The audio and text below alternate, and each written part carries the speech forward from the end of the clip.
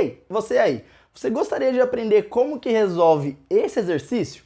Bom, se você gostaria de aprender como que resolve esse exercício, hoje é o seu dia de sorte. Sabe por quê? Porque eu vou responder ele agora mesmo nesse vídeo com você, ok? Então, bora pro vídeo e vamos aprender!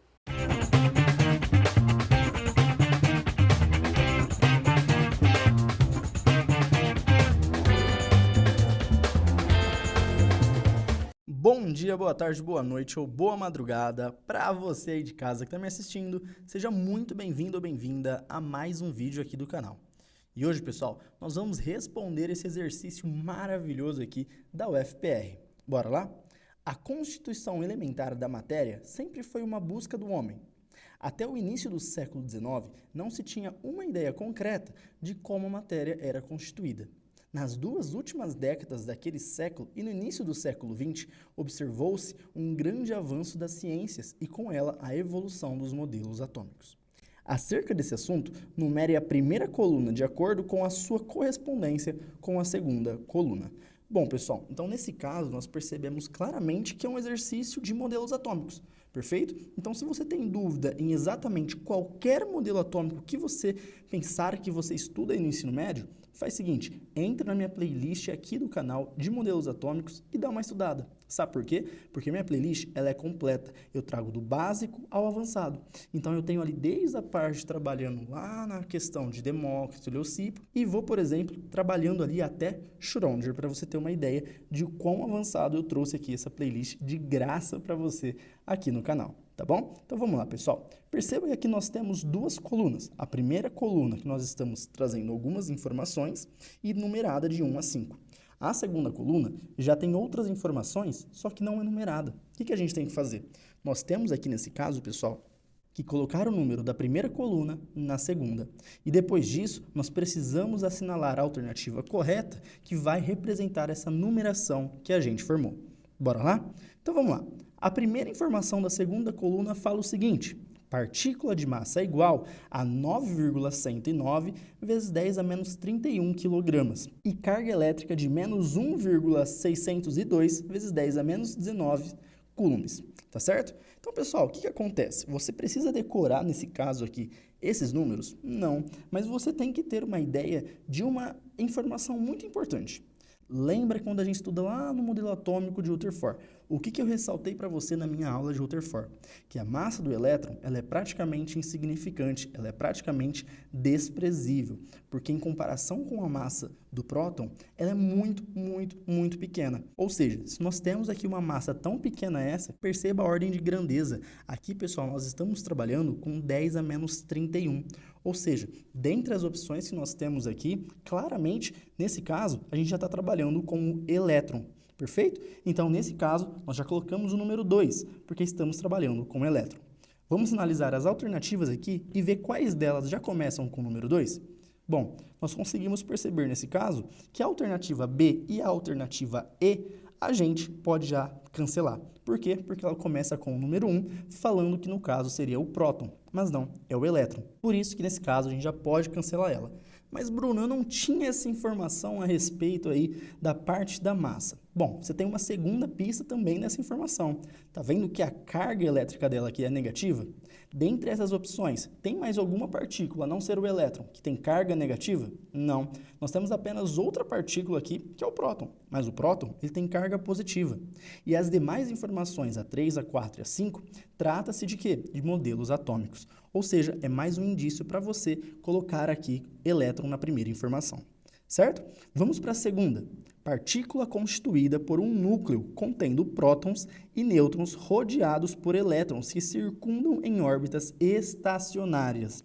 Pessoal, foca bem. Aqui a gente já sabe que não é o modelo de Dalton, certo? Porque o modelo de Dalton, lembra, ele era um modelo indivisível. Ele era uma esfera maciça, indivisível. Ou seja, nesse caso, a gente não ia ter essa divisão de núcleo, prótons, nêutrons, rodeados por elétrons e assim por diante. Então, o que a gente pode dizer, pessoal? A gente pode ter algumas dúvidas aqui, na verdade, né? O aluno ele pode pensar aqui se é o modelo de Rutherford ou se é o modelo de Bohr. Mas pense bem, aqui tem dois pontos muito importantes que nós devemos prestar atenção. Se você lembrar muito bem, lá na aula de Rutherford, eu falei para vocês que o núcleo de Rutherford, ele era composto apenas por prótons, que os nêutrons ainda, eles não eram descobertos. Então a gente não sabia que existiam nêutrons ali dentro, na parte do núcleo, perfeito? Então só por esse fato, a gente já poderia eliminar aqui Rutherford e assinalar Bohr. Mas olha essa outra informação. Está falando que os elétrons, eles circundam em órbitas estacionárias. E quem que trouxe essa informação? Muito bom, foi lá no modelo de Bohr. Lembra quando ele quantizou ali os níveis de energia, deu energia ali para as órbitas? Muito bom, pessoal. É exatamente isso. E é por isso que nessa opção aqui a gente vai colocar o número 5.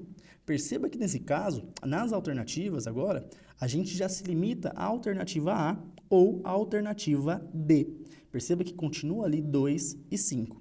Vamos agora para a terceira informação para ver como que ela é? Então vamos lá. Partícula indivisível e indestrutível durante as transformações químicas. Bom, pessoal, nesse caso aqui, a gente está trabalhando o átomo de Dalton. Lembra que eu ainda falei para você nesse vídeo? O átomo de Dalton, ele é semelhante à bola de bilhar.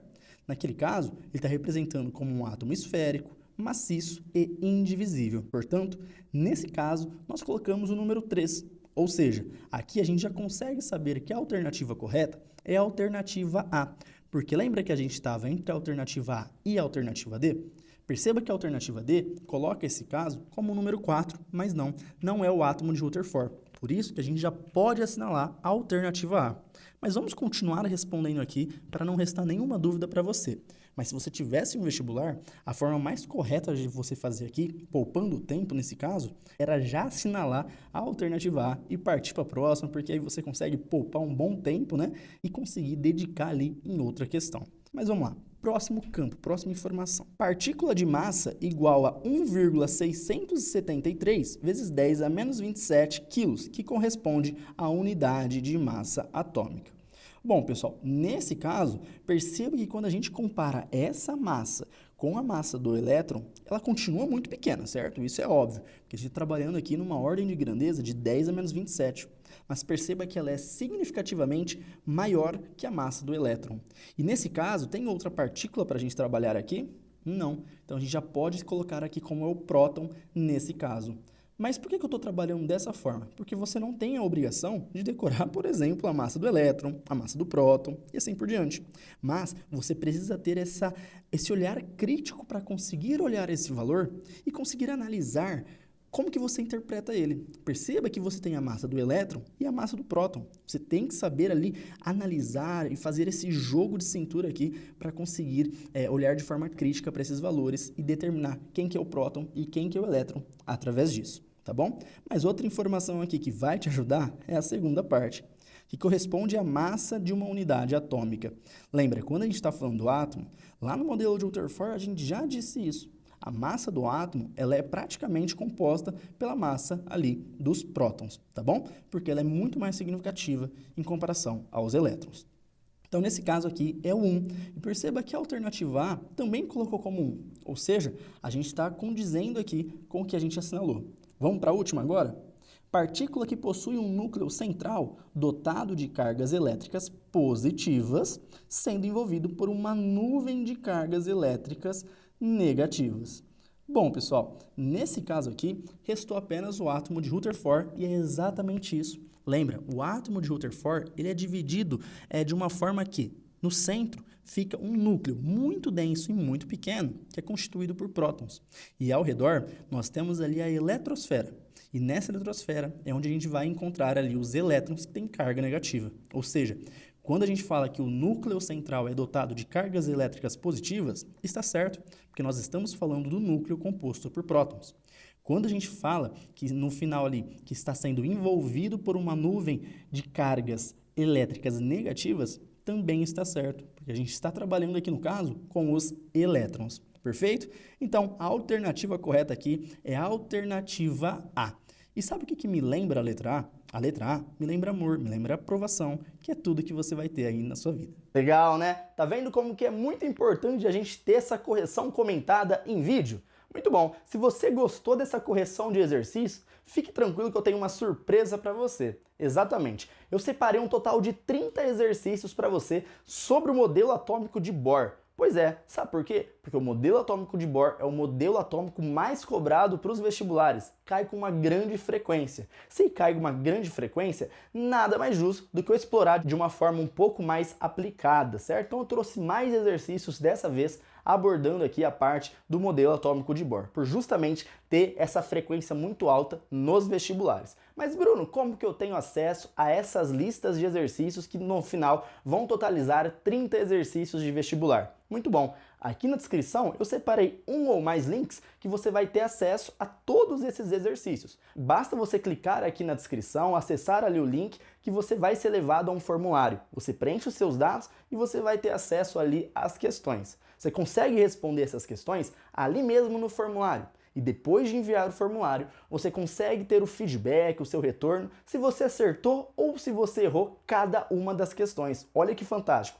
Tudo isso de graça, disponível aqui para você no YouTube, ok? Então, pessoal, acessa aqui e depois que você conseguir saber se você acertou ou se você errou, você concorda comigo que pode aparecer uma seguinte dúvida? Bruno, eu errei ou eu acertei no chute? Gostaria de aprender de verdade como que resolve aquele exercício? Ou gostaria de ver se eu realmente resolvi da maneira certa, se eu utilizei a linha de raciocínio necessária de forma correta? Ok? Então, caso você tenha essa dúvida, fique tranquilo, porque eu já resolvi ela para você. Eu fiz uma correção comentada em vídeo de cada um dos 30 exercícios de vestibular sobre o modelo atômico de Bohr. Olha que fantástico, pessoal! Tudo isso de graça. Por exemplo, esse vídeo que você acabou de assistir é a correção comentada em vídeo de um dos exercícios. Então não perde essa chance, vai? Clica aqui no link, vai para o formulário e vamos treinar, vamos aprender como que resolve ali diversas questões de vestibular, ok? Então, até o próximo vídeo.